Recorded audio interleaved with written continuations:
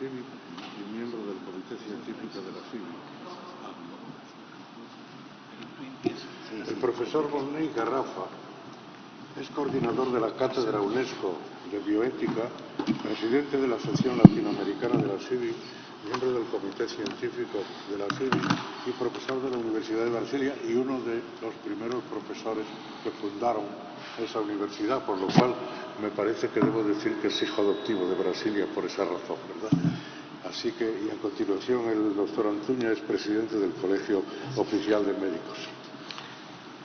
Buenos días a todos. Vamos a dar comienzo a esta primera mesa del programa del Congreso. En primer lugar, dar las gracias al comité organizador por contar con la institución que presido, con el Colegio de Médicos de Asturias, en representación de todos los médicos asturianos. Gracias, Isolina. Y en segundo lugar, para mí es un privilegio poder compartir esta mesa, esta copresidencia, con un presidente científico de esta mesa, como Volney Garrafa, que presentará a continuación a los intervinientes. Saben por el programa que tenemos 3 ponentes en esta mesa y luego 2 comunicaciones, y al final espero que tengamos un ratito de debate para todas las preguntas que quieran realizar. Sin más, vamos a dar comienzo y presentará el... Volney. Uno a uno, usted aquí arriba para presentarlos. Yo creo que de uno porque tienen que verlos. Buenos días a todos y todas. Esta mesa redonda que sigue los trabajos del Congreso tiene como tema aspectos bioéticos de la edición genética. El tema, como todos saben, el tema del evento es la edición de la CRISPR. Y este es un tema, es un privilegio para este grupo de personas que está aquí reunidos tener una calidad de conferencistas como estos que tendremos ahora en esta mesa. Uno de Francia, una señora de España y una segunda señora de Canadá. Además, la CIBI, ¿no, doctor Marcelo Palacios? Siempre tan democrática, incluso en temas de género. Tenemos 2 hombres y vamos a tener un hombre como conferencista y 2 mujeres. Así que estamos siguiendo las referencias internacionales en este sentido también. Y este congreso, la CIBI tiene una característica muy especial, que además de los temas biotecnológicos, también se preocupa con los temas ambientales, como otros eventos, y también con los temas sociales. Y ese es un tema fundamental, un punto fundamental para este tipo de evento. Porque aquí, en este momento, estamos hablando de biotecnologías, de biotecnociencia. La aplicación debe estar, o sea, la investigación, la búsqueda del conocimiento debe estar separado de la acción. El gran filósofo judío alemán Hans Jonas habló mucho de esto en su gran obra El principio de responsabilidad. No el principio de la responsabilidad. La responsabilidad es un principio. Y para Jonas, la búsqueda del conocimiento no puede estar separada de la acción. Y ahí está la dificultad y ahí está a donde entra la bioética. ¿Es posible de separar la ética de la búsqueda del conocimiento? Claro que siempre bajo el punto de vista ético, de la aplicación de este conocimiento. En la conferencia brillante de María do Céu Patrão Neves que terminamos de escuchar, nos habló mucho, y ayer en la reunión del Comité Científico de la CIBI hablamos mucho del tema del acceso a los beneficios del desarrollo científico y tecnológico. Para muchos autores y para parte de la bioética es exclusivamente una ética biomédica. En mi concepto esto está absolutamente equivocado. La primera línea de la 7ª edición del libro de Levy Clark dice exactamente lo siguiente: Bioethics, or Biomedical Ethics. O sea, para Levy Clark, grandes autores, no hay duda de la bioética es ética biomédica. Ética biotecnocientífica. ¿Y a dónde se quedan las diferencias culturales? De infinidades de culturas diversas que tenemos en este planeta. ¿A dónde se queda la cuestión social del acceso que tanta preocupación nos trae? Entonces, exactamente, en 2005, la UNESCO, la Organización de las Naciones Unidas para la Educación, la Ciencia y la Cultura, elaboró la Declaración Universal de Bioética y Derechos Humanos, que cambió definitivamente, en mi concepto, la agenda bioética internacional. La bioética, además de los temas biomédicos y biotecnológicos, empezó a preocuparse también con los temas sanitarios de acceso, derecho, equidad, los temas sociales, culturales. Yo deseo esto o no deseo, fue una de las preguntas. ¿Quiero esto o no quiero esto? Y los temas ambientales que hoy cada día más son fundamentales para que este planeta logre sobrevivir en los próximos siglos. Entonces es un privilegio para la CIB y para nosotros tenermos en esta mesa personas de la calidad que vamos a llamar. El primer conferencista es el profesor Hervé Schneeweis, que llamo aquí por favor.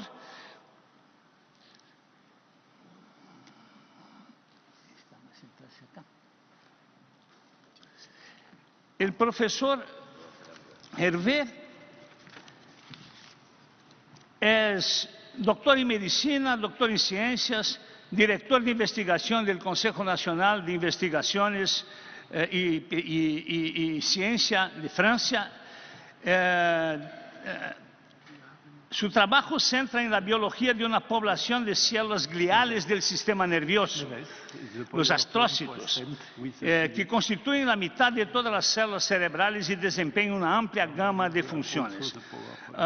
Sus estudios se centran en mecanismos que vinculan a los astrócitos con la génesis y el desarrollo de tumores cerebrales. La caracterización de células con características madre que conocemos dentro de los tumores cerebrales podría conducir al desarrollo de nuevas estrategias terapéuticas contra el cáncer. O sea, estamos hablando de biotecnología y de aplicaciones. El doctor Schneeweis fue miembro y coordinador del International Bioethics Committee de la UNESCO por muchos años.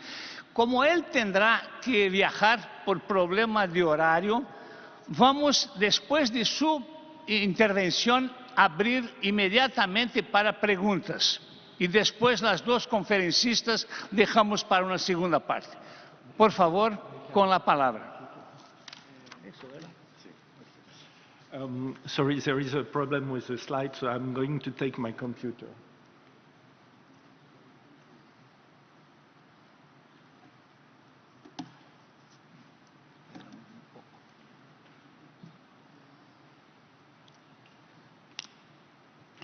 Tiene problemas con la edición.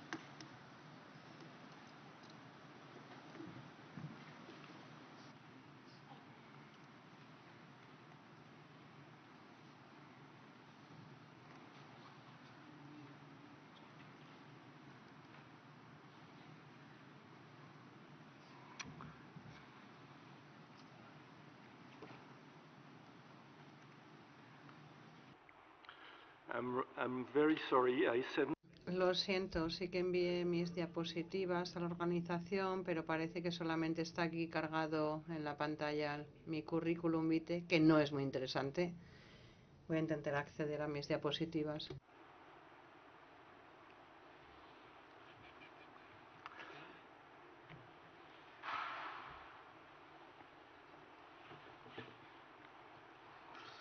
So just a minute. I'm sorry. I'm going to try to speak of these questions. Un momento. Bien, voy a intentar abordar algunos aspectos sobre gobernanza. Es difícil, pues, tomar la palabra después del moderador, del profesor Volney Garrafa, y también después de mi amigo y querido colega, el profesor Luis Montoliu, que ayer, bueno, pues ya nos habló de forma generalizada de lo que podrían ser las técnicas CRISPR. Mi primera diapositiva sería mi declaración de intereses. Como ya ha comenzado el profesor Garrafa, bueno, pues sí que durante un tiempo compartimos despacho, o al menos pasillos en la UNESCO. Y en la actualidad, pues también represento algunos comités nacionales e internacionales. Bien, voy a dejar de lado, si me lo permiten, la primera diapositiva sobre la declaración de intereses, que no hay declaración de intereses, y la primera diapositiva, ya en la ponencia, sería sobre la gobernanza. Parece que Luis va a intentar rescatarme las diapositivas.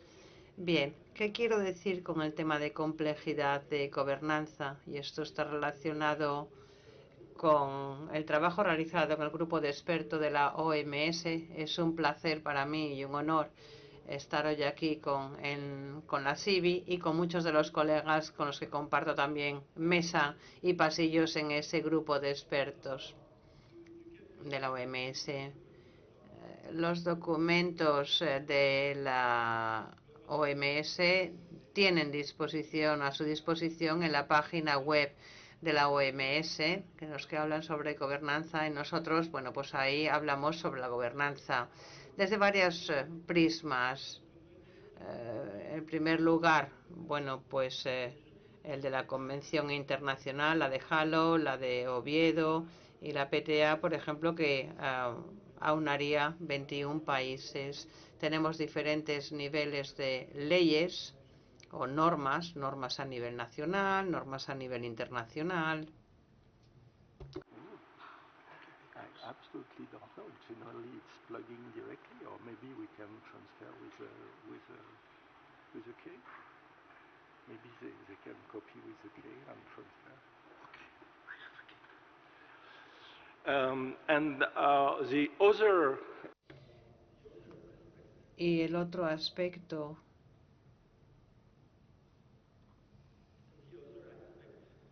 el otro aspecto de gobernanza es el de las leyes blandas que decimos en castellano. ¿Y qué son estas leyes blandas? Pues incluyen una serie de actividades, desde las actividades más profesionales, por ejemplo, las actividades que realizan las academias profesionales de China, el Reino Unido, etcétera, etcétera, actividades como la organización de cumbres, otras actividades que realizan otros profesionales, por ejemplo, nuestra sociedad o la Sociedad Nacional de Genética Humana u otras sociedades a nivel nacional. Voy a intentar encontrar las diapositivas porque creo que, bueno, pues ilustrarán también algunos ejemplos que pueden ser de interés y que no tengo yo aquí de memoria en mi cabeza. A ver si Luis puede recuperar esas diapositivas.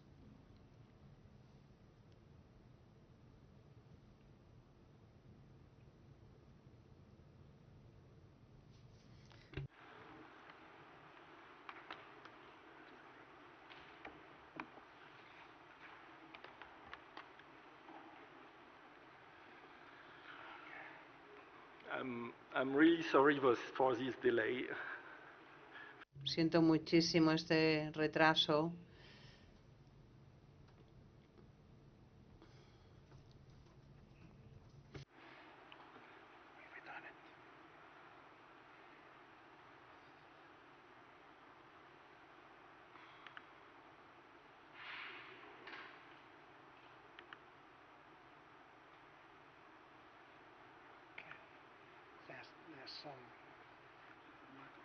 Exactly.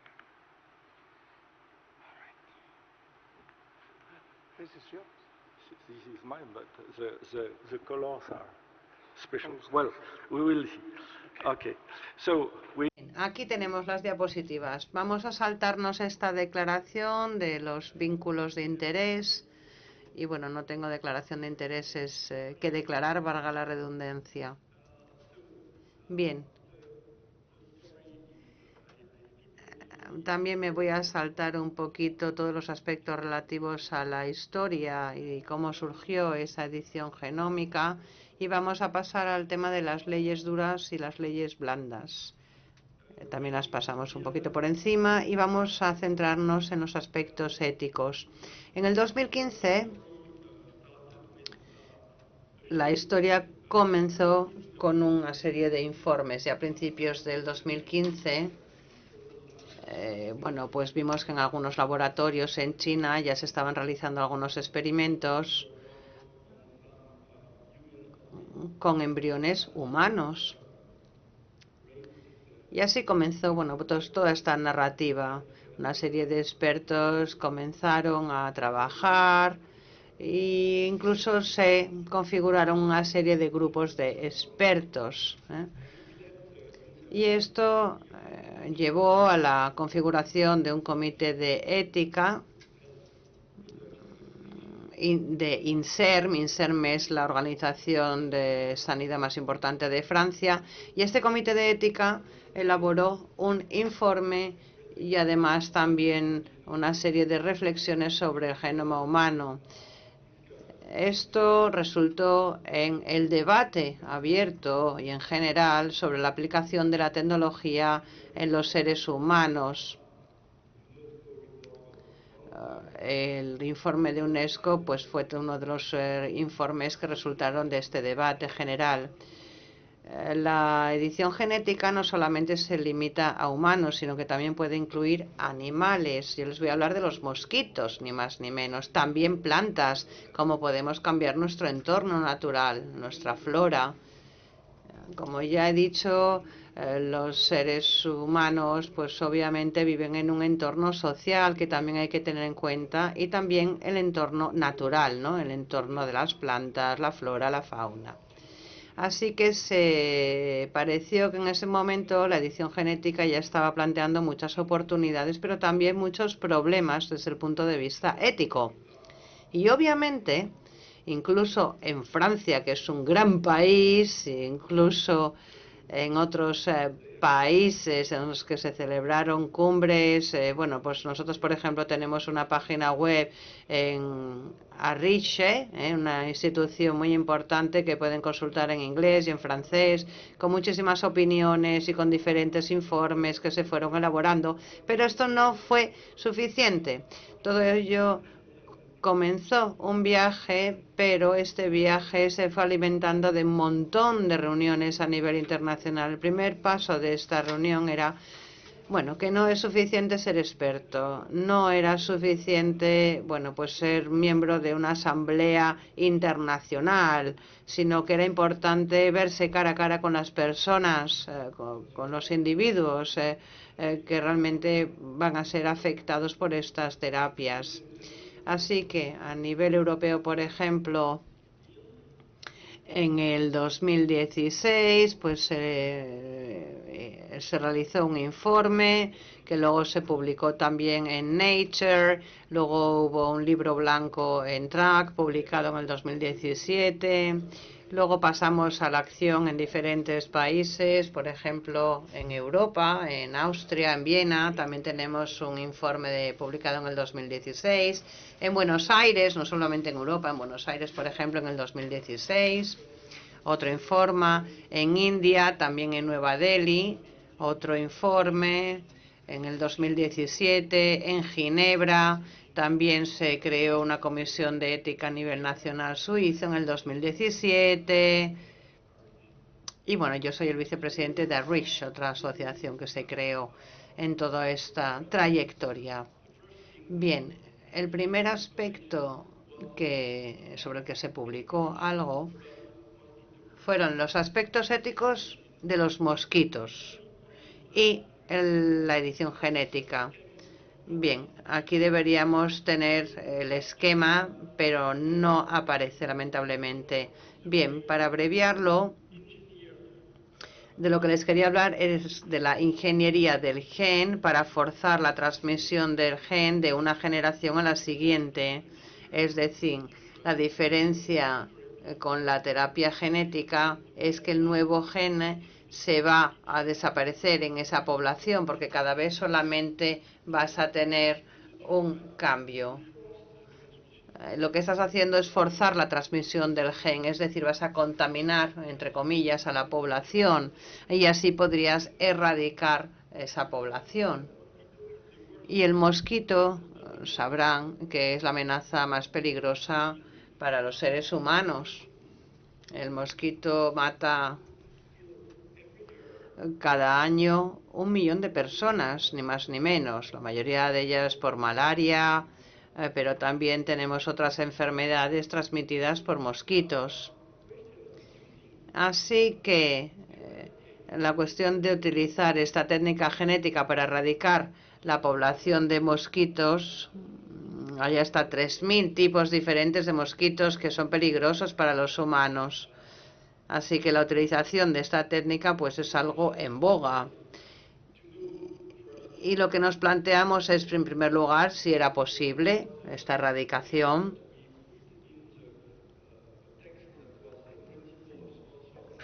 Y esta pregunta, bueno, pues se la trasladamos a muchos de los que apoyaban esta técnica, la del gene drive, que se llama en inglés. Necesitábamos, por lo tanto, una serie de ensayos, pero estos ensayos, como nos ha dicho la profesora antes, necesitan ser en bien del bien público. ¿Quién va a hacer la ciencia? ¿Con qué tipo de gobernanza? ¿Con qué parámetros de gobernanza? Y necesitábamos demostrar la transparencia y la responsabilidad. ¿Qué vamos a hacer? ¿Cómo vamos a hacerlo? Y cómo todo ello se va a transferir desde el laboratorio hasta el entorno público. Pero esto no era suficiente. Este documento fue importante, que además destacaba que necesitábamos la implicación y la participación de la comunidad.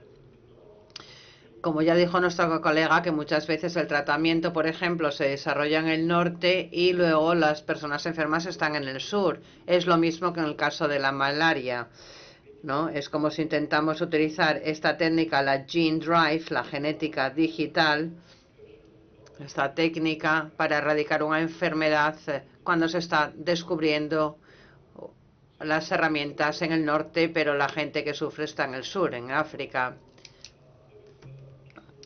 Pero no solamente hay que pensar en las personas bueno, pues del sur del África, también hay que reconocer el trabajo de los del norte que están realizando estos tratamientos, estos ensayos y que están haciendo un trabajo fantástico.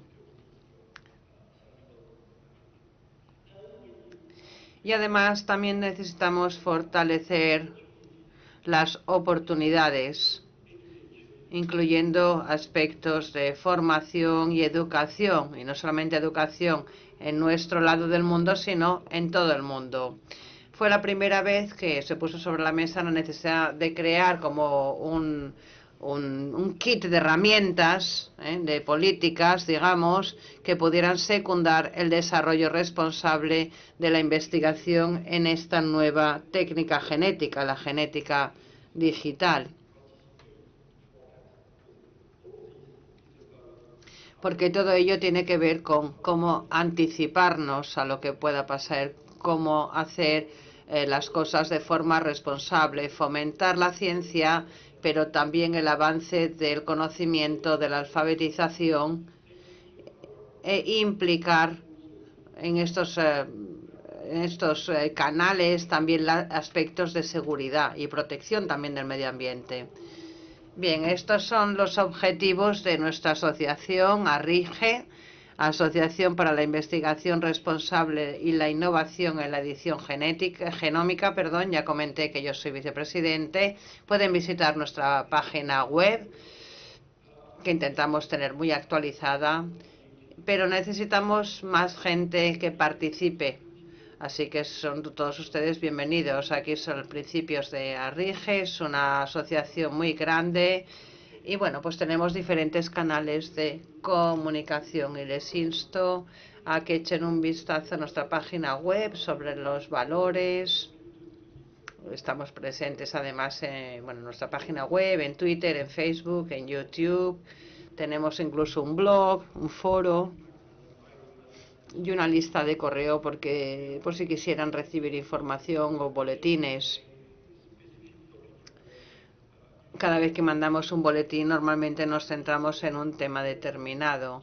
Es un lugar muy importante, creemos, este foro también para tener actualizados nuestros conocimientos. Y Luis ya nos presentó ayer pues el último status quo de lo que se resolvió en la reunión de nuestro último comité científico.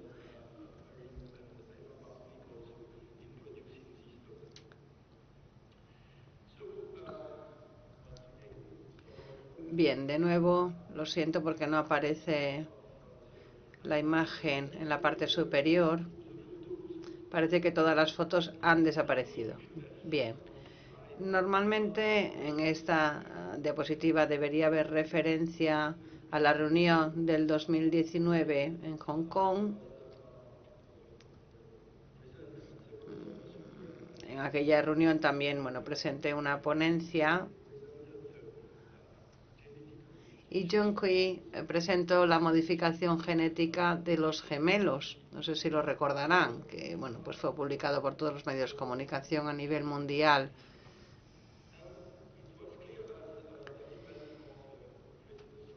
Y Baltimore, el presidente de esta reunión internacional, comentó que fue un fracaso científico profesional. ¿Por qué? Porque la aplicación de esta técnica, y Luis ya lo demostró ayer, con todas las dificultades que tienen que superar, pues parece ser que la técnica no es lo suficientemente segura. Así que no tiene por ello relevancia científica, tampoco tiene relevancia médica y además hay una transgresión de la ética biomédica y también la social, aunque no lo ponga aquí en la pantalla. Con todo y por ello, en mi opinión, todo el mundo condenó lo que se promulgó en esa reunión, y todo ello pues fue un punto de ignición para seguir trabajando bajo el paraguas de un grupo de expertos de la OMS. El tema que teníamos que tratar era sujeto a debate en todo el mundo. Decidimos que tendría que ser la edición genómica humana tanto de la línea germinal como de la somática. Esa fue nuestra decisión, ¿no? Cubrir esos dos temas. El mandato incluía además aspectos sociales, éticos y científicos. Lo que no se tocó fue el tema de somático, solamente aspectos sociales, éticos y científicos. Por ello, todos estos documentos resultantes son muy interesantes y les invito de nuevo a que visiten la página web donde pueden acceder a todos ellos. Algo que se decidió y que es importante reconocer es el tipo de aspectos o problemas que habría que sobreponerse. Por ejemplo, tenemos algunos aspectos como los de la claridad, la transparencia, la representabilidad, la responsabilidad también. Todo ello es necesario y primordial para construir la confianza entre los científicos y la sociedad. Pero esto no es suficiente. Necesitamos nuevas formas, nuevos canales para lograr contar con la ciencia, lograr nuevos tratamientos. Necesitamos unos buenos recursos, una buena capacidad de recursos, y también necesitamos una agencia regulatoria, necesitamos unas normas para que todo el mundo juegue con las mismas normas del juego, valga la redundancia. Y como Luis ya nos mostró ayer durante la conferencia inaugural, hay muchísimos aspectos relacionados con la edición genética. Por ejemplo, ayer Luis nos presentó la posibilidad de utilizar quizás en el futuro esa técnica de CRISPR para curar la fibrosis quística. Pero ahora tenemos unas moléculas muy pequeñitas, fármacos, que pueden corregir el canal implicado en esa fibrosis quística. Así que nadie conoce lo que nos deparará el futuro y tenemos que estar siempre en modo de alerta. También tenemos aspectos primordiales o sustanciales, ¿no? Por ejemplo, aspectos como el de la inclusividad, la justicia social, la no discriminación, el valor moral equitativo es sumamente importante, la solidaridad y también la equidad de la sanidad global. Contamos con una serie de recomendaciones generales, pero también prácticas. Y entre las prácticas tenemos una serie de registros. Registros lo que pretenden es bueno, contar con una serie de herramientas transparentes que nos dicen quién hace qué.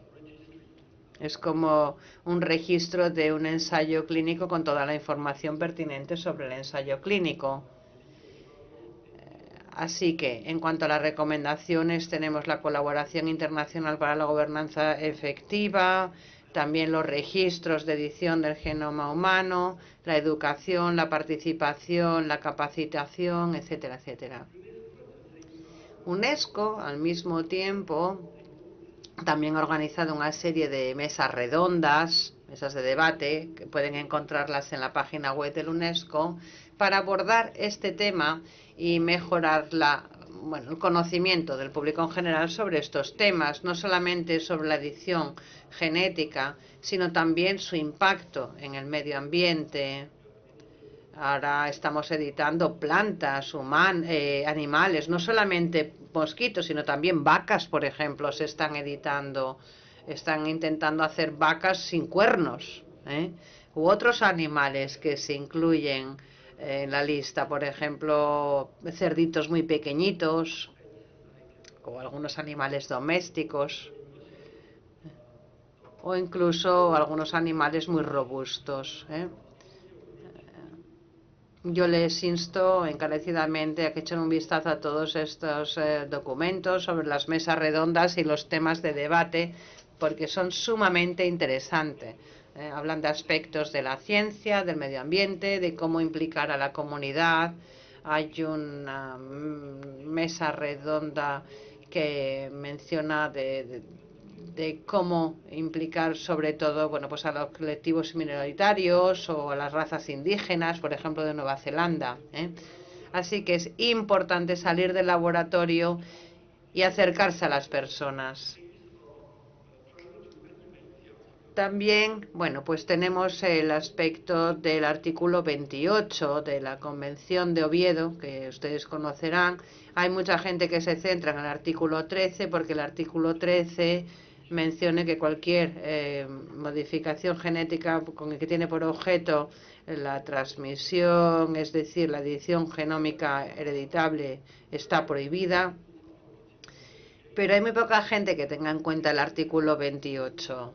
El artículo 28 menciona que cualquier desarrollo, avance del ámbito científico, pues necesita ser objeto del debate público en materia ética.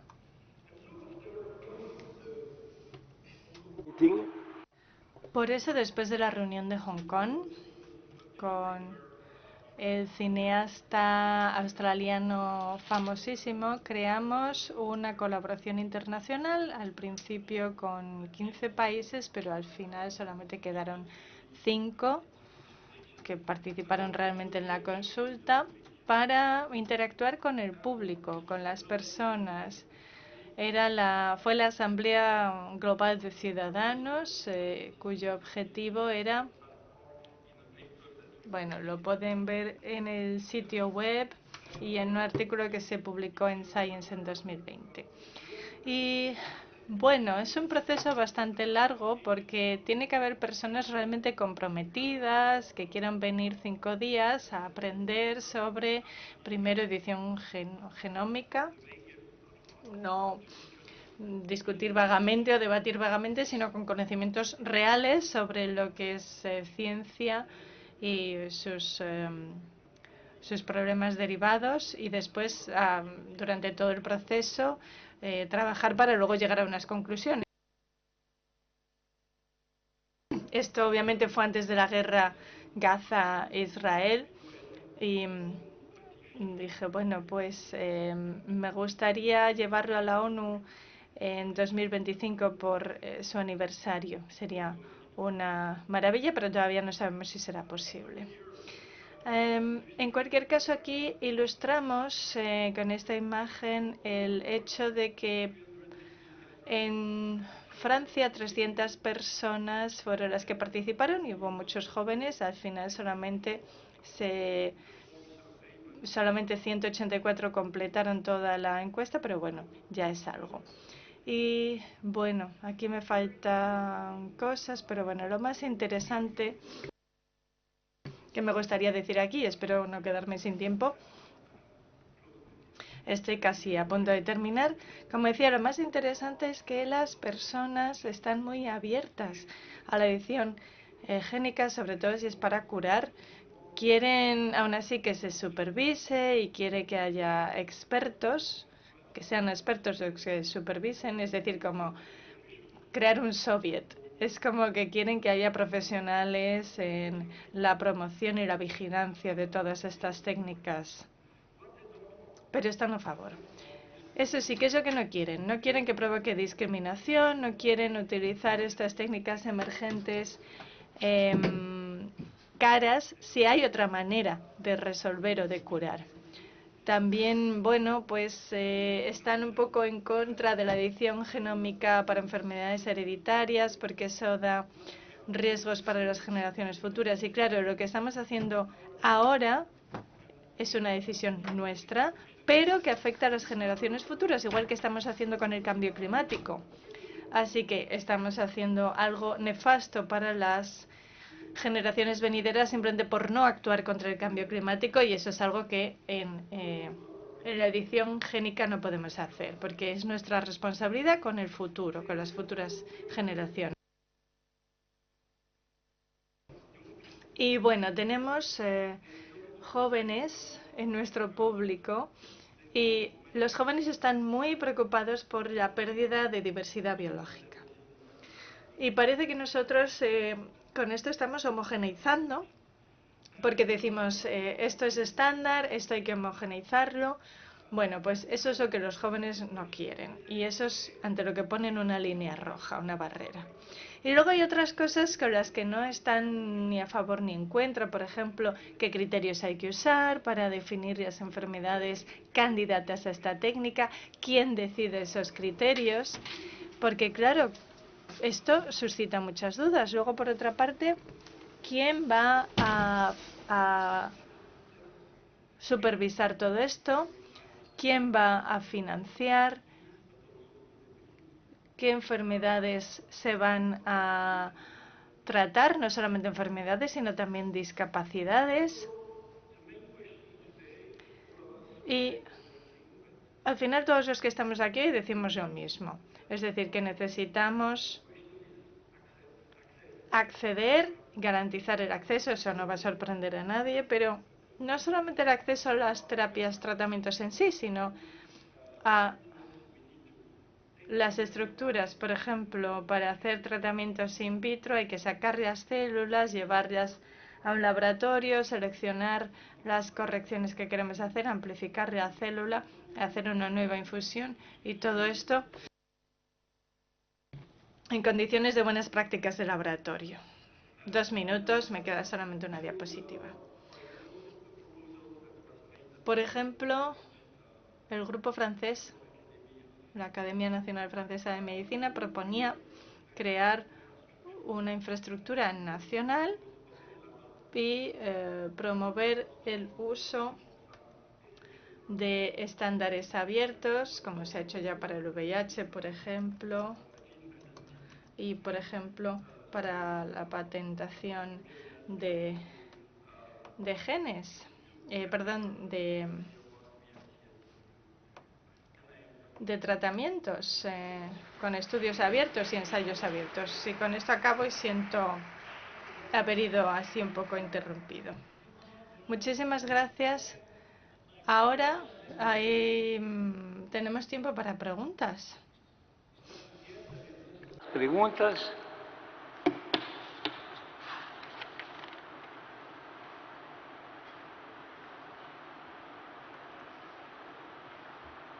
La primera del Dr. Montoliu. The first one from Dr. Montoliu. So thank you, Hervé. Gracias, Hervé, por tu presentación y por los temas que has presentado. La pregunta es para la profesora Petrao y para usted, porque han hablado de la necesidad de implicar a la sociedad, a las personas, cuando ha presentado las iniciativas que han hecho y las iniciativas de RIS y la Asamblea Global de Ciudadanos, ha quedado claro, pero ¿hacemos lo suficiente para involucrar al público? Porque si no implicamos a la sociedad vamos a tener un problema, no solamente de comprensión, sino también de justificación.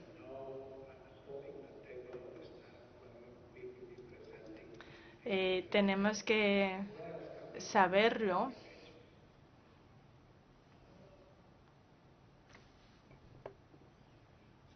Muchísimas gracias. Obviamente hacemos lo que podemos, pero lo que podemos hacer obviamente tiene que ser diverso y lo básico, lo más básico es hacer ciencia abierta, es decir, que los datos, la ciencia estén disponibles para todos aquellos que quieran consultarlos.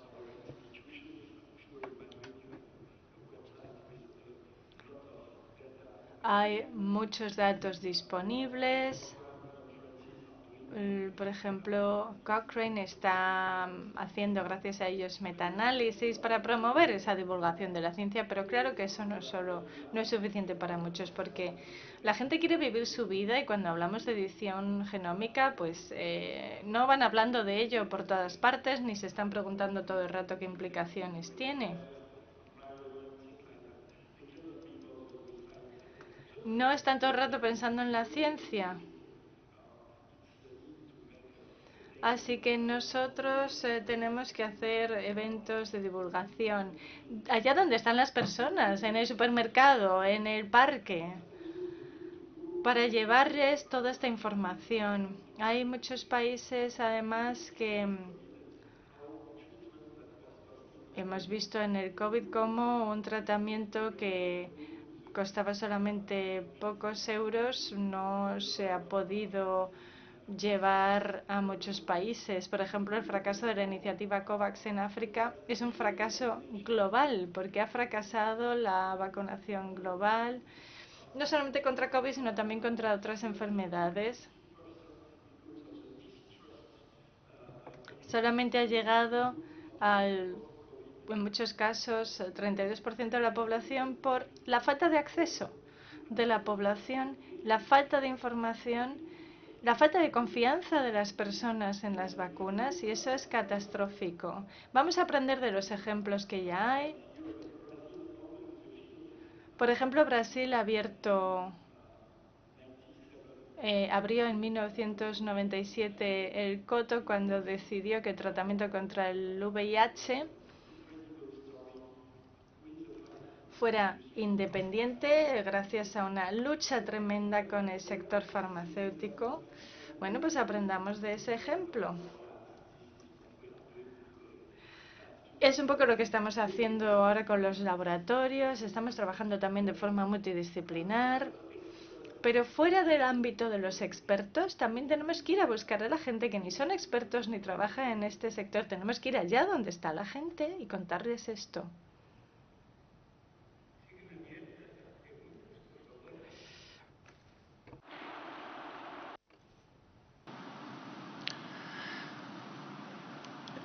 Es importante registrar, según la Organización Mundial de la Salud, el precio neto de una vacuna de COVID era 87 centavos de dólar. Entonces, el mundo tiene 8.000 millones de personas.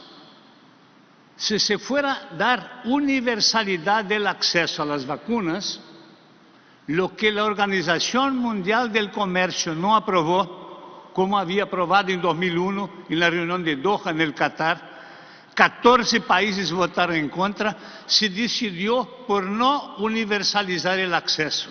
En caso de universalización, si nosotros hiciéramos una cuenta de 4 dosis de vacuna por persona, multipliquen 8.000 millones por 4. Son 32.000 millones. Estados Unidos tiene un Producto Interno Neto de 15 trillones de dólares. O sea, el problema no es que las empresas, etc. El problema es que hay que decidirse esas cosas como se decidió en Doha, en Qatar, en 2001, el acceso universal a las antirretrovirales. Esto ahora con las vacunas de COVID no sucedió porque no los aprobaron por unanimidad en la Organización Mundial del Comercio, en razón de que algunos países, por presión de los laboratorios internacionales, no aceptaron, ¿no? Y sigue África con menos de 20% de la población vacunada. Y como los virus viajan en aviones hoy muy rápidamente, no tenemos inmunidad. En Brasil ahora tenemos repiques, vueltas de la COVID-19 con nuevas variaciones. Y ese es un problema que sigue. Y de aquí en adelante va a seguir. En Brasil en ese momento hay una pandemia, casi pandemia, una epidemia de dengue, fuertísima. Se murió mucha gente y eso era inimaginable 10, 20 años atrás. Muy buena su pregunta, doctor. Sigue abierto porque después vamos a seguir, tenemos más 2 conferencistas. Muchas gracias entonces, doctor Hervé, excelente presentación.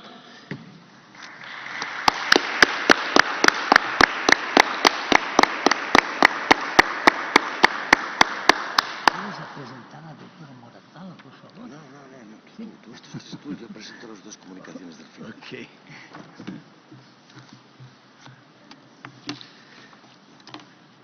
Nuestra próxima conferencista, muchas gracias, es la doctora Natalia López Moratala, una persona muy conocida aquí en España, una gran investigadora también como el doctor Hervé, que recientemente presentó su conferencia.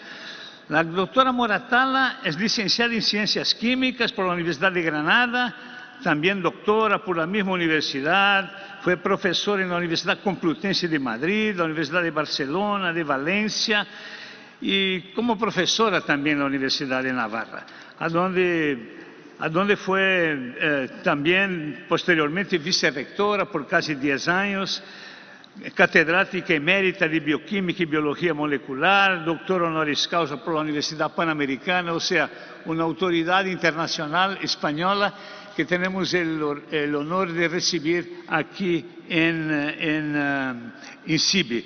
También la doctora Moratala fue presidente de honor de la Asociación Española de Bioética y Ética Médica, además de haber sido su presidenta por 10 años, del 2007 al 2017. Con la palabra, doctora, tiene 25 minutos. Muchas gracias. Muchas gracias.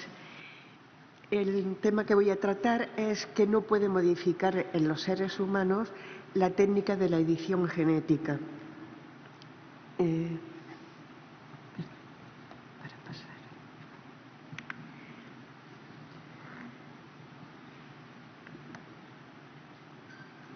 No, pasar. Perdón, una de estas, ¿no? Aquí. Gracias. La edición genética es un conjunto riquísimo de técnicas que está en pleno desarrollo, utilizadas para modificar el DNA de los organismos vivos con un fin concreto, amplísimas el conjunto de técnicas como vimos ayer por el doctor Montelud. En el imaginario colectivo, modificar el ADN se asocia bien con una esperanza infundada o a veces con un gran temor, con cambiar nuestra naturaleza, los genes, el DNA. Y yo voy a hacer una reflexión sobre el principio ético de necesidad de informar a la sociedad, ir informando de los avances reales y de los próximos y futuros avances que se vayan entendiendo y viendo. Basado en que las preguntas científicas, como son las preguntas biológicas acerca del cuerpo y del cerebro humano, siempre tienen respuesta, porque son preguntas que se resuelven con el avance de la ciencia y de los conocimientos, bien a corto plazo o a muy largo plazo. Es posible llegar a contestarlas siempre que sea una pregunta científica. Y depende, como digo, de la tecnología que permita los datos necesarios para el avance de la ciencia. Pero la biología humana no es simplemente zoología. Hay un plus de realidad en cada persona que no depende directamente de los genes y de su regulación. Estas cuestiones acerca de las capacidades humanas no son preguntas científicas, son interdisciplinares y la ciencia sola no las resuelve de por sí. Hay dos niveles intrínsecamente fundidos en el cuerpo de cada persona: el nivel biológico que compartimos con la zoología, que parte de la información genética, pero tenemos además una información relacional, una información de comunicación con los demás que nos hace que requiramos ser necesariamente libres. Y la libertad no es una propiedad biológica, puesto que, en definitiva, consiste en romper el encierro en los automatismos animales.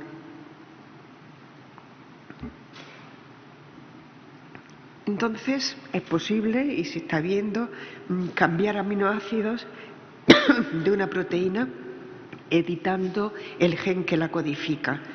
Pues está en marcha, como hemos ido viendo, distintos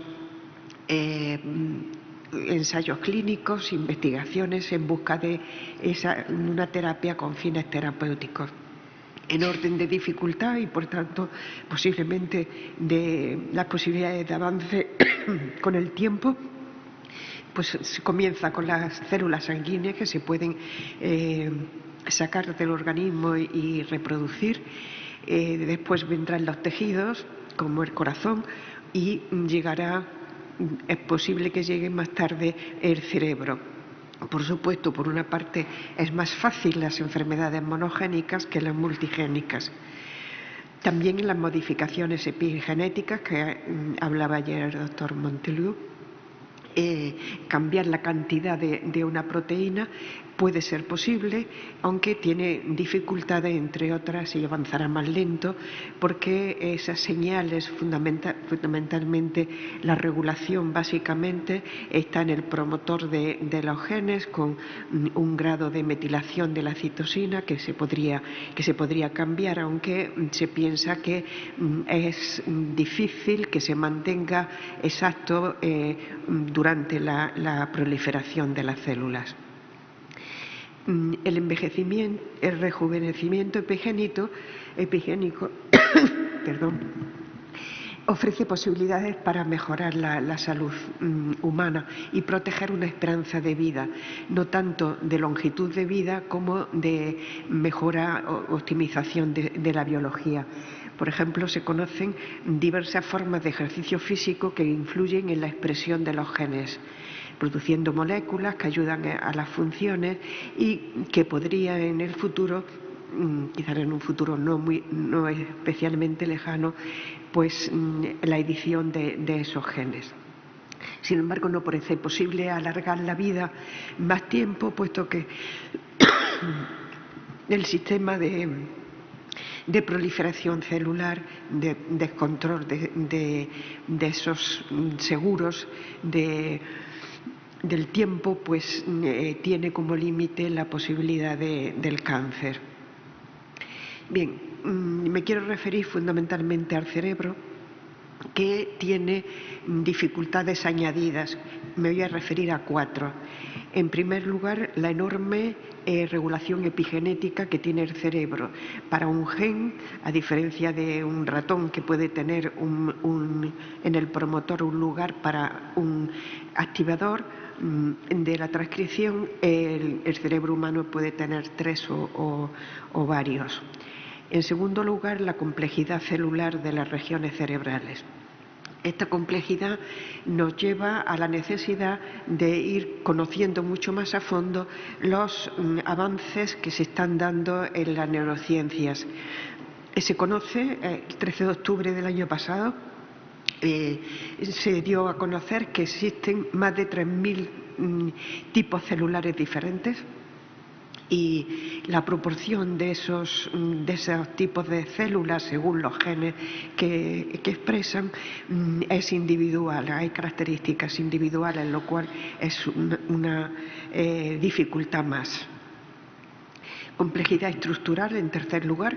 El cerebro se desarrolla desde el comienzo de la gestación, va avanzando la complejidad, las conexiones intercelulares, interneuronales, y hay una onda de maduración en la adolescencia que se adquiere ya una cierta estructura permanente, y a su vez todos esos enlaces, esos tipos de conexiones entre las neuronas, a modo de una rejilla, se intercambian entre sí, forman distintos grupos, láminas celulares, dando lugar a un cerebro que en sí mismo es ilimitado, es decir, las posibilidades de conexiones dadas estas estructuras es mayor que las que se pueden dar a lo largo de una vida, y es importante que todo deja huella en el cerebro.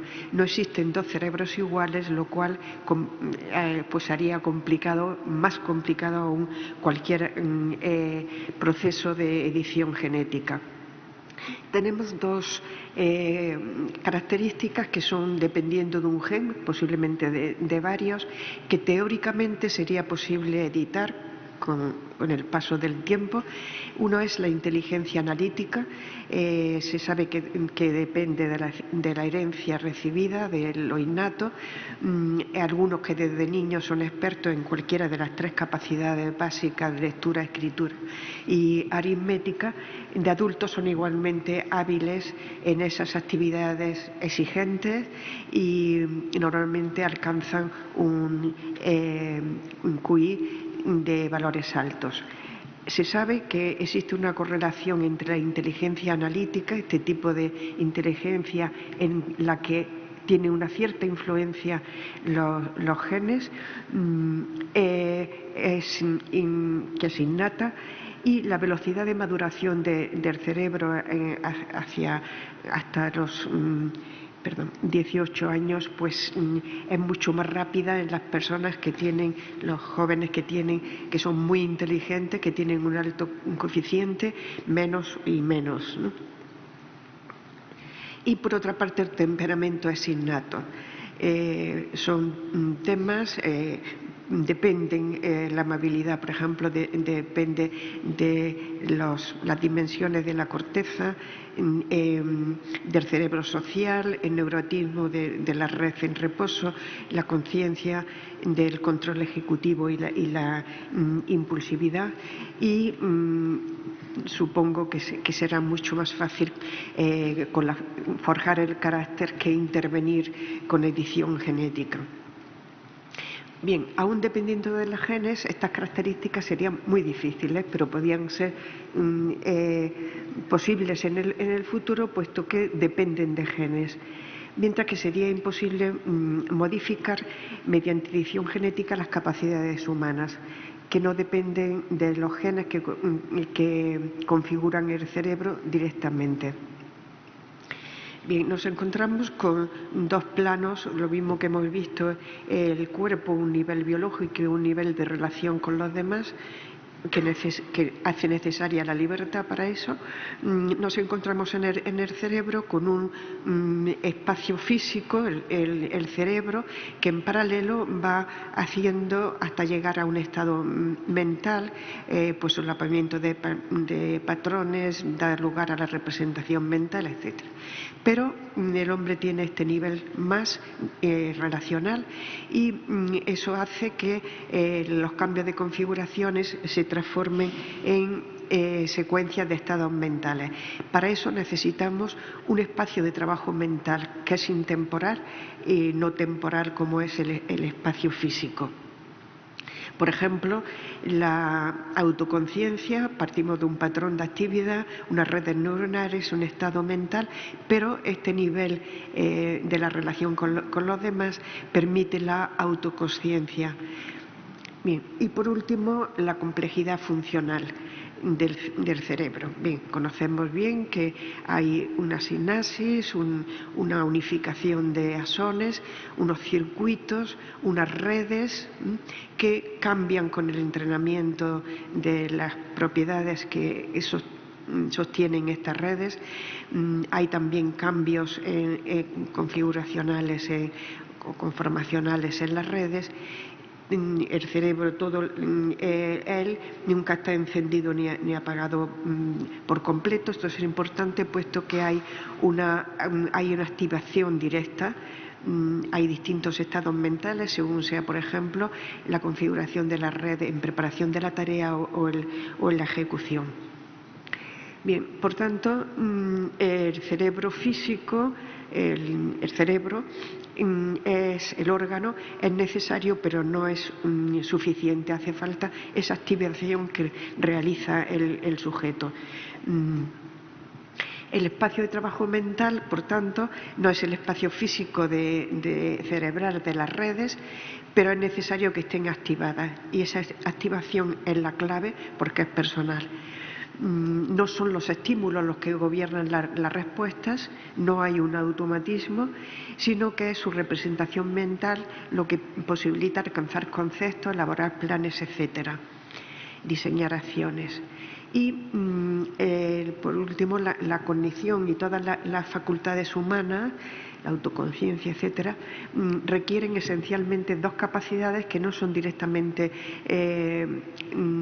dependientes de los genes. Hay una memoria temporal exclusivamente humana que comparte regiones cerebrales por la cual traemos al presente el pasado y elaboramos el futuro. Esa memoria intemporal subyace en esa red central del cerebro que conecta la frente con las parietales superiores, de tal forma que el tiempo mental es subjetivo, por tanto no dependiente de los genes. Pasado y futuro no existen en la realidad, sino en referencia al sujeto. Y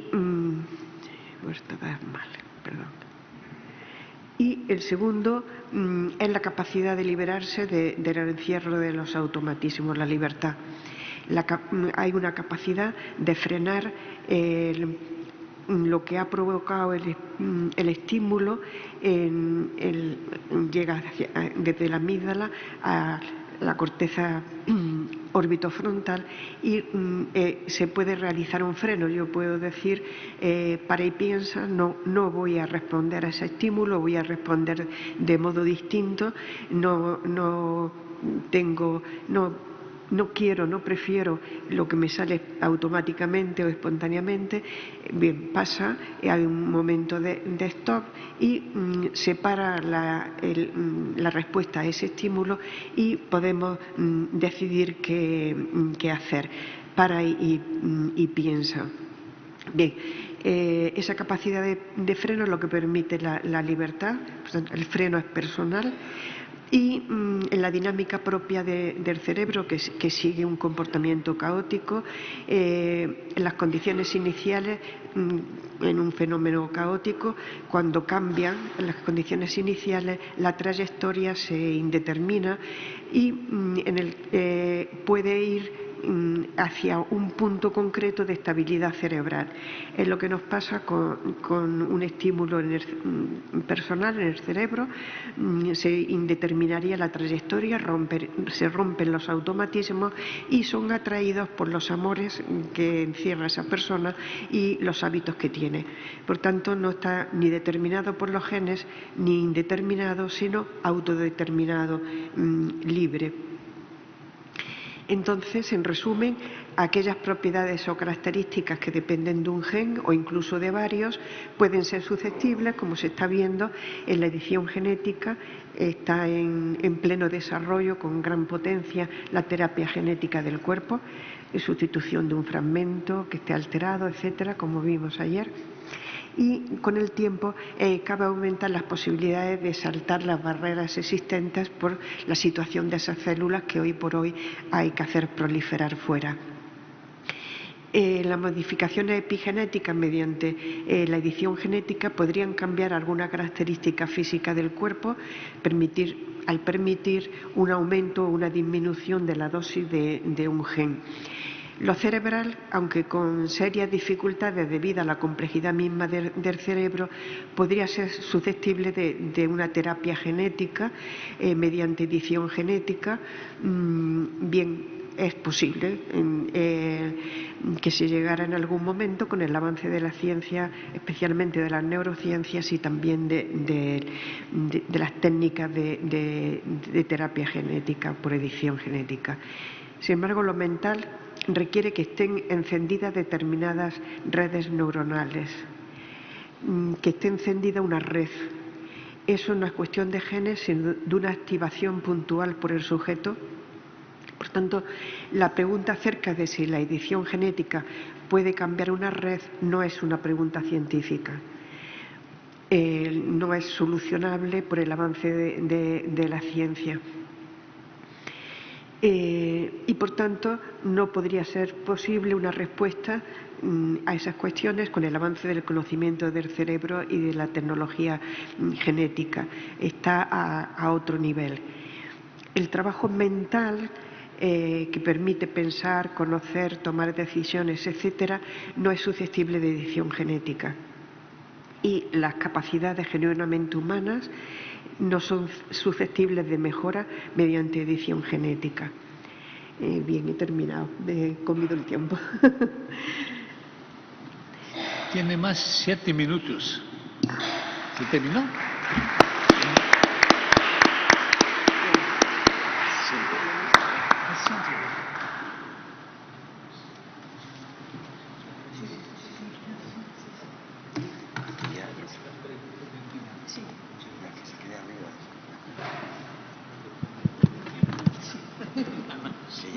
Que se quede arriba ya para el debate.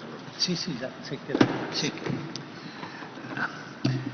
Muchas gracias, doctora Maratala, y también por el tiempo que nos ayudó bastante a quedarnos justos.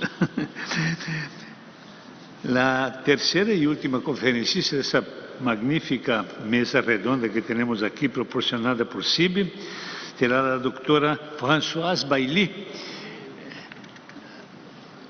La doctora Françoise Bailly, muchas gracias, es profesora emérita de investigación de la Universidad Dalhousie de Canadá, miembro del Comité de Planificación de la primera y de la tercera Cumbres Internacionales sobre Edición Genética de 2015 y 2023, miembro del Comité Asesor de Expertos de la Organización Mundial de la Salud sobre el desarrollo de estándares globales para la gobernanza y la supervisión de la edición del genoma humano de 2019 a 2021, y también miembro de la Junta de Gobierno del Consejo Científico Internacional de Canadá y vicepresidente de su Comité para la Libertad y la Responsabilidad de la Ciencia. Muchas gracias, doctora. Está con la palabra. Gracias. It's a great pleasure for me to be here today, and while I can... Es un placer estar hoy aquí ante ustedes, aunque entiendo español cuando me hablan despacito, sin embargo no tengo suficiente nivel de español para presentar esta ponencia en castellano. Así que, en primer lugar, lo que quiero hacer es, enmarcar un poquito el tema que me ocupa esta mañana. Lo que voy a intentar hacer en esta presentación es invitarles a considerar un tema que yo creo que es sumamente importante respecto a todo el debate sobre la edición del genoma humano. Ya nos ha comentado Luis durante su charla que trabajamos juntos en el informe del OMS y en ese sentido tenemos en cuenta diferentes aspectos. Uno de ellos es el hereditable. Es decir, todo ello para tener un proyecto de edición. Lo que yo les invito a reflexionar hoy es qué es la reproducción y si debería seguir siendo una decisión personal o si este escenario sería apropiado defender la creencia de que de alguna forma pues no sería una elección personal. Es decir, lo que estoy preguntando es cuándo, si en algún momento, o cuándo deberíamos, si en algún momento, en base a las libertades personales, pues hacer esa elección. Tengo aquí dos imágenes que, bueno, muchos de nosotros hemos cuestionado si el interés colectivo debería, bueno, pues eliminar esas elecciones personales. Así que, bueno, quizás tú no tienes el derecho de continuar contaminando porque todos sufrimos las consecuencias y tenemos obligaciones a nivel de comunitario, ¿no? Tuvimos ese tipo de debate también sobre la COVID-19 y ya hemos oído cómo de alguna forma fuimos un poquito hacia atrás respecto a otras comunidades de si el interés comunitario pues podría estar por encima de los objetivos personales. Así que yo creo que hoy nosotros, en el sentido más amplio, tendríamos que instar una serie de cambios significativos de cómo los humanos se pueden reproducir. Y la pregunta es, bueno, pues de alguna forma no tenemos límites en cuanto a lo que podemos hacer como seres humanos personales, pero ¿cómo pensamos en esta actividad y si pertenece más allá del ámbito privado de la reproducción?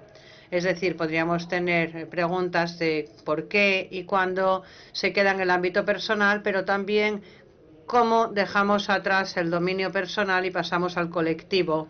Y esa es la pregunta que me gustaría que ustedes considerasen. Esta es la estructura de mi presentación. En primer lugar, ¿qué son los bebés de diseñador? ¿Qué son los bebés de CRISPR? Resultado de la técnica CRISPR, los queremos, quizás hoy no, pero quizás sí en el futuro. ¿Y qué viene después?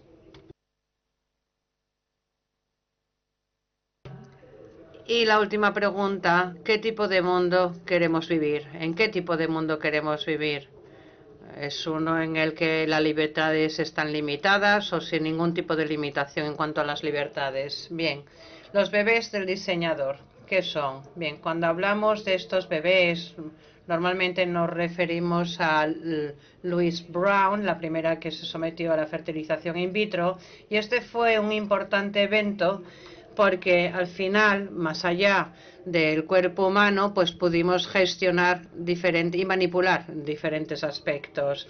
Pero lo que yo quiero decir es que a pesar del hecho de que se trata de una innovación muy importante en términos de reproducción asistida, Louise Brown no es una bebé producto del diseñador. ¿Por qué? Porque si echamos un vistazo a toda la tecnología, lo que hizo fue someterse a un proceso natural, no se diseñó nada nuevo. Así que lo que tenemos con esa intervención es retirar el material genético del cuerpo. Lo que hace es que el esperma y el óvulo se encuentren, luego se produce la fertilización y luego se transfiere ese óvulo fertilizado fuera del cuerpo y se instala en otra mujer. Pero no estamos modificando el proceso natural de fertilización. Las razones para utilizar esta tecnología se han modificado, pero no el diseño en sí. El primer bebé del diseñador fue por una técnica de mitocondrios. Algo pasa que no podría haber pasado si no hubiera sido por la intervención humana de una forma específica que no hubiera tenido un impacto en el material genético. Esta tecnología, bueno, pues comenzamos con 2 óvulos y hay una creencia de que si hay un problema con el mitocondrio, y entonces pensamos en que hay un problema en lo blanco, en lo de alrededor de ese óvulo, si pensamos en un huevo de verdad, ¿no? Y lo que hacemos es ponerlo dentro de otro óvulo y donde creemos que el mitocondria es sana y entonces a partir de ahí tenemos el proceso de fertilización y la transferencia a una madre y luego pues el nacimiento del bebé. Y en teoría, sí que tenemos el material genético de individuos libres, ¿no? Con unas elecciones libres. La mujer que proporciona lo blanco del óvulo, del huevo, lo amarillo del huevo, y luego también la mujer a la que se le transfiere ese óvulo. Otro tipo de diseño diferente, ya hemos tenido diferentes representaciones y el creador fue Jean Piaget, que en el 98 anunció al mundo de que había realizado modificaciones genéticas a través de la tecnología CRISPR para evitar el riesgo de VIH en el neonato.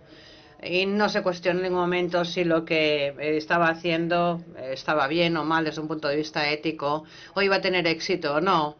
Pero bueno, quizás eso podría ser parte del futuro de reproducción.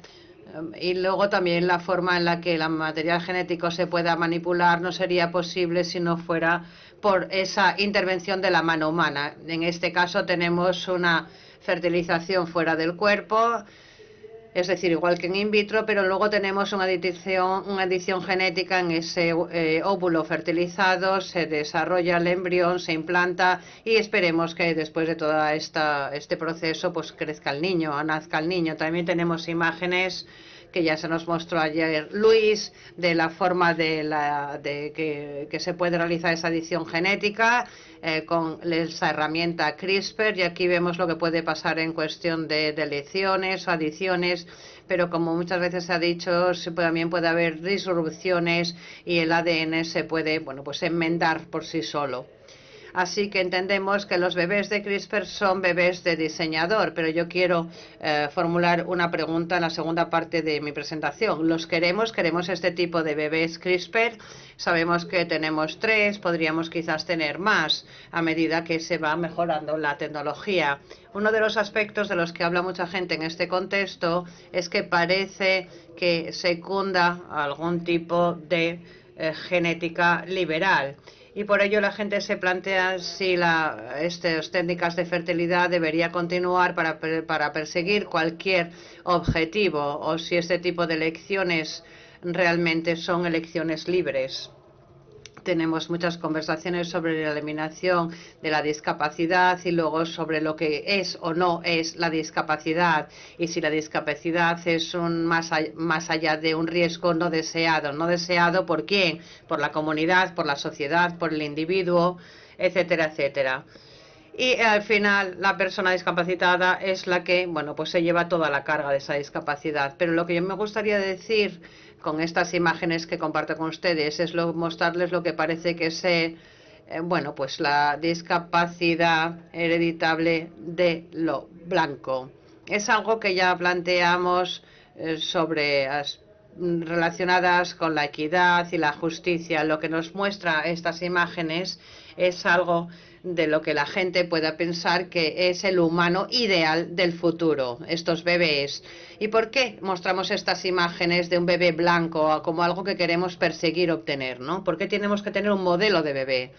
Y quiero dejar claro que cuando hablamos del público, pues sí que se han observado esfuerzos de diferentes comunidades, un tanto modestos estos esfuerzos, para luchar contra este tipo de modificación genética, el CRISPR-Cas9. Esto lo vemos en imágenes de Londres. Pero también ha habido otros movimientos en contra de este tipo de edición genética en otros lugares. Así que algo que parece que tenemos que plantearnos es cómo realizamos, una consulta pública informada. Algo que me gustaría también compartir con ustedes es que, a pesar de cualquier tipo de miembros de la sociedad civil estén haciendo en contra de esta técnica, es lo que están haciendo los gobiernos. Aquí vemos las políticas en términos de ley blanda y ley dura, lo que ya nos contó Hervé en su presentación, y aquí vemos las regulaciones, marcos regulatorios, normas, etcétera, al respecto. Y en cuanto a la edición del genoma humano, para el propósito de la reproducción, observamos que no hay ningún país que tenga algún tipo de legislación que lo permita. Hay países que no tienen nada, lo que significa, en teoría, que tú podrías, bueno, perseguir este objetivo. Y hay lugares donde cuando echas un vistazo a las guías o a las normas es difícil determinar lo que están diciendo en realidad. Lo que parece que sí que es cierto en azul son esas lagunas, algunos países que se muestran en un posicionamiento indeterminado, incierto. Lo que es importante es lo que nos sugiere este mapa en cuanto a la edición del genoma humano, y sugiere que en la actualidad esto no es algo que ningún país esté dispuesto a aceptar o progresar. Pero eso no es cierto si solamente tenemos en cuenta la edición del genoma de la línea germinal. Es otro tipo de edición. Ahora hablamos de la línea germinal. Ese trabajo, que sí que es de edición, ese trabajo se queda dentro de las 4 paredes del laboratorio y tiene como objetivo el mejorar las tecnologías reproductivas, una mejor comprensión de todo este proceso, pero eso ocurre en el laboratorio y no hay intención de transferirlo a una mujer en el mundo, digamos, en el planeta para reproducción. Vemos una serie de países que sí que tienen guías o legislación que lo permiten, en verde, lo pueden ver en pantalla, pero en otros lugares, en rojo en la pantalla, no está permitido. La pregunta sería cómo van a evolucionar estos mapas en el futuro, cómo van a ir cambiando los colores, ¿no? Algo que me gustaría asegurarme de que ustedes reconocen es el labor de estas dos mujeres en el centro de la ciencia a las que se les concedió el premio Nobel por su trabajo. Y es muy importante entender lo rápido que nos pasamos de su trabajo a la controversia ética. Así que al principio, bueno, los primeros artículos se publicaron en 2012 y en primer lugar en el 2015 ya se comenzaron a publicar y resultar una serie de debates públicos a estos informes. El primero de Yun-Yu Huang. Aquí este señor decía que él había realizado una línea germinal humana, es decir, trabajo en el embrión humano a partir de embriones no humanos, es decir, que no podrían haberse transferidos para objeto reproductivo. Pero él intentó manipularlos. No hay transferencia para una posible reproducción y en general no tuvo mucho éxito.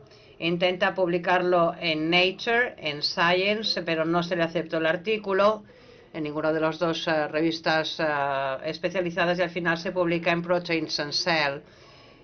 Bueno, van pasando diferentes cosas y se celebra la primera cumbre internacional sobre edición genómica. Yo trabajé en el comité organizativo y uno de los objetivos era la transparencia. Luego tuvimos la primera cumbre en Washington, D.C. y en sencillos términos, bueno, pues empezamos a comenzar a hablar y a aprobar, por ejemplo, la investigación utilizando la edición del genoma, pero en cuanto a la edición del genoma hereditable, la afirmación es muy clara y en primer lugar ofrece un marco ético con dos precondiciones. Y una de las cosas que digo todo el tiempo es que esto es sumamente excepcional. Es muy raro tener un marco ético que solamente contiene dos elementos. El primero, el contar con un elemento con una eficacia y una seguridad demostrada, y el segundo, con un consenso amplio de toda la sociedad. Es sumamente útil porque nadie sabe lo que significa todo esto. Y yo creo que lo que es importante reconocer es que a las dos afirmaciones pueden sonar muy sólidas y muy objetivas, seguridad y eficacia en el primero, pero seguridad y eficacia de acuerdo con quién, o de acuerdo con qué, o de acuerdo con qué estándar. Nadie lo sabe, así que vuelve a tener cierto grado de incertidumbre. ¿Qué es eficacia? ¿50%, 40%, 30%? Y esto nos dice que necesitamos más debate. Y lo mismo pasa con la segunda afirmación, el consenso amplio de toda la sociedad, a que le llamamos amplio. Así que desde mi punto de vista tenemos este marco de ética fantástico, pero nadie sabe lo que significa. Así que tenemos que seguir trabajando, invirtiendo esfuerzos para llegar a algo más concreto, para operacionalizarlo. Y luego parte de todo ese trabajo se resultó en una serie de artículos académicos. Bueno, en el 2018 muchos de ustedes ya han oído hablar de He Jiankui, y en el 2018 esa reunión se planifica y tenemos la segunda cumbre internacional sobre la edición del genoma humano. Y el mundo aprende que al menos 2 bebés en ese momento ya habían nacido. Y aquí pueden ver la afirmación del comité organizador en aquel momento. Y aquí básicamente lo que dicen es que la edición del genoma de la línea germinal podría ser aceptable en el futuro si se abordan los riesgos y si satisfacen una serie de criterios adicionales. Y además también se dice que es el momento adecuado para definir con rigor esa vía translacional responsable hacia una serie de ensayos. Lo más interesante es que, bueno, pues como muchos otros colegas, yo también me pasé muchas noches pensando en qué significaría todo esto, y al final dije, bueno, pues este probablemente sea el último resultado. Shen Shen, uno de los investigadores de Cambridge, cuando pensaba en la cita y entraba en el avión para escribir esa cita, pues esa cita al final salió de la información del 2015, y lo mismo pasó con Baltimore, que también presidió las 2 cumbres internacionales. En ese momento dijo, hablando por sí mismo, volvió a decir lo que había dicho en el 2015. Así que en el 2015 alguien estaba haciendo investigación sin transferir los resultados a humanos, y las afirmaciones decían, a menos que se satisfagan estas 2 condiciones, no se hagan. Y en el 2018 volvemos a tener lo mismo. La gente lo va a hacer de una u otra forma, así que mejor ponemos un poquito de claridad a todo el asunto.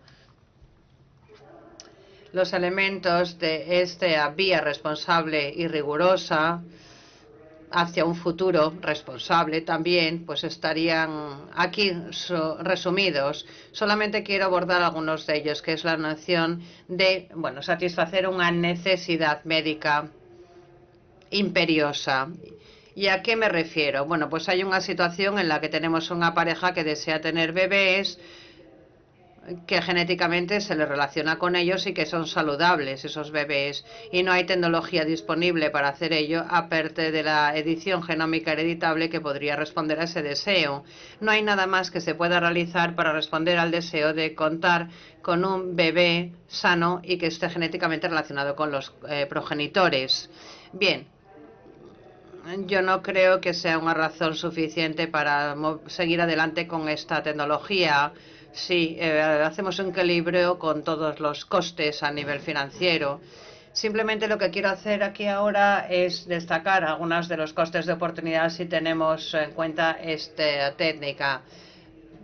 Estas afirmaciones las desarrollaron, bueno, pues en una clínica de Estados Unidos, que decía, bueno, si cogemos la fibrosis quística como un ejemplo de lo que queremos hacer para dar respuesta a esa pareja, porque si no, la pareja no podría tener un bebé sano, entonces estaríamos mirando a un caso cada 10.000.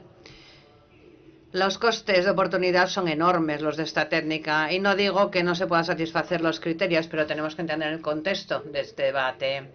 Brevemente pasamos ahora al 2019, y una serie de nosotros que estuvimos en la reunión del 2015 exigimos una moratoria, adoptar una moratoria sobre esa edición de genoma hereditable. Durante los últimos años hubo mucha gente que también instó una moratoria, y la gente creía que teníamos una moratoria, pero no era una moratoria. Había un escrito simplemente donde firmaban una serie de expertos que instaban una moratoria, pero ningún gobierno al final afirmó y adoptó una moratoria, ni mucho menos.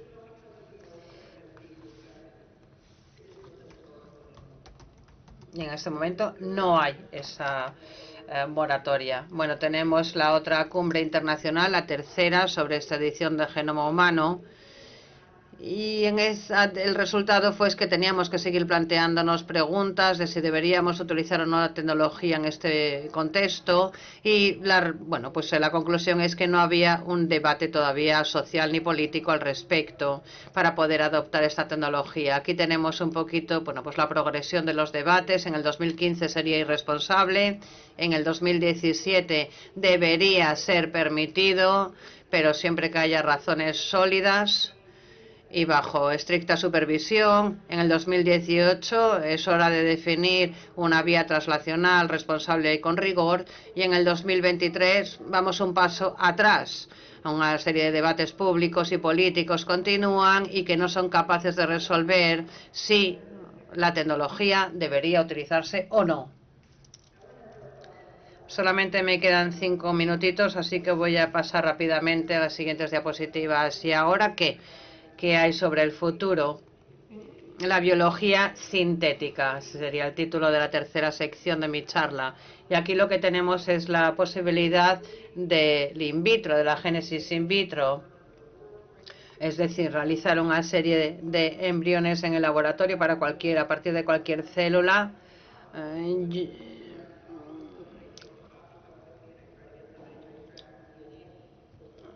No sé si en el futuro quizás alguien, de repente extrae alguna parte de mi ADN cuando me voy a tomar un café en la pausa café de un congreso y a partir de ahí aparece un bebé. No lo sé.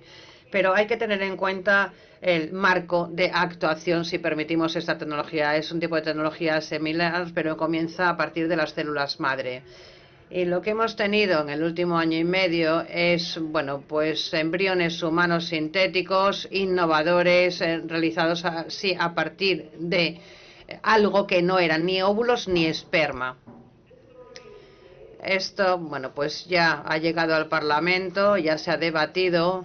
¿Por qué querríamos este tipo de técnica? ¿Por qué querríamos embriones a partir de células madre humanas?